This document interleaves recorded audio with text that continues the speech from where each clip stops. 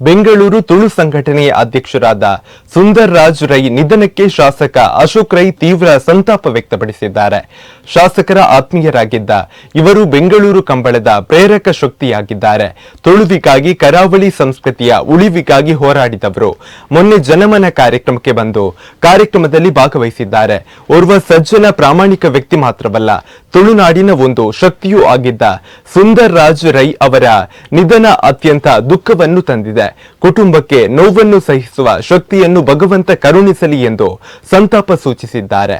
ತುಳು ಸಂಘಟನೆಯ ಅಧ್ಯಕ್ಷರು, ನನ್ನ ಆತ್ಮೀಯರೂ ಆಗಿರುವಂಥ ಸುಂದರ್ ರಾಜ್ ರೈ ಅವರು ದೈವಾಧೀನರಾಗಿದ್ದಾರೆ. ಇವತ್ತು ಸುಮಾರು 1 ಗಂಟೆ ಹೊತ್ತಿಗೆ ನನಗೆ ಆ ಮಾಹಿತಿ ತಿಳಿಯಿತು. ಬಹುಶಃ ಬ್ಯಾಂಗ್ಳೂರಿನಲ್ಲಿ ಕಂಬಳ ಮಾಡಬೇಕಿದ್ರೆ ನನ್ನನ್ನು ಪ್ರೇರೇಪಿಸಿದವರು ಸುಂದರ್ ರಾಜ್ ರೈಗಳು.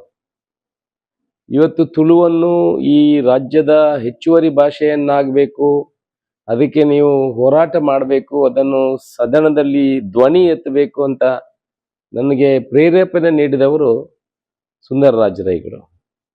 ಈ ದಕ್ಷಿಣ ಕನ್ನಡ ಜಿಲ್ಲೆಯ ಆಚಾರ ವಿಚಾರ ಕಳೆ ಯಾವುದೇ ಇರ್ಬೋದು, ಇದರ ಬಗ್ಗೆ ಅತ್ಯಂತ ಆಸಕ್ತಿಯನ್ನು ವಹಿಸಿ ನಮ್ಮ ಮೂಲಕ ಅದಕ್ಕೆ ಶಕ್ತಿ ಕೊಡುವಂಥ ಕೆಲಸಕ್ಕೆ ಪ್ರಯತ್ನ ಮಾಡಿದವರು ಸುಂದರ್ ರಾಜ್ ರೈಗಳು.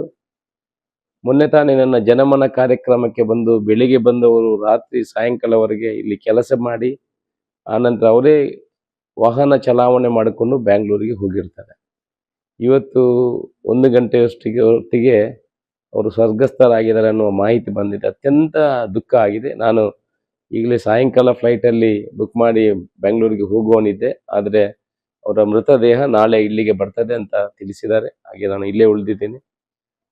ನನಗೆ ಮಾತ್ರ ಅಲ್ಲ, ಇಡೀ ದಕ್ಷಿಣ ಕನ್ನಡ ಜಿಲ್ಲೆಗೆ ಬೇರೆ ಬೇರೆಯವರನ್ನೆಲ್ಲ ಸೇರಿಸಿ ಒಂದು ವಿಚಾರಕ್ಕಾಗಿ ಪ್ರಯತ್ನವನ್ನು ಮಾಡ್ತಾ ಇದ್ದವರು ಸುಂದರ್ ರಾಜ್ ರೈಗಳು. ನಾವು ಅವರು ಸೇರಿ ಹುಲಿ ವೇಷವನ್ನು ಕೂಡ ಈ ಸಲ ಬ್ಯಾಂಗ್ಳೂರಿನಲ್ಲಿ ಮಾಡಲಿಕ್ಕೆ, ನಮ್ಮ ಅರಮನೆ ಮೈದಾನದಲ್ಲಿ ಮಾಡಲಿಕ್ಕೆ ಎಲ್ಲ ತಯಾರಿಗಳನ್ನು ಮಾಡಿದ್ದೀವಿ.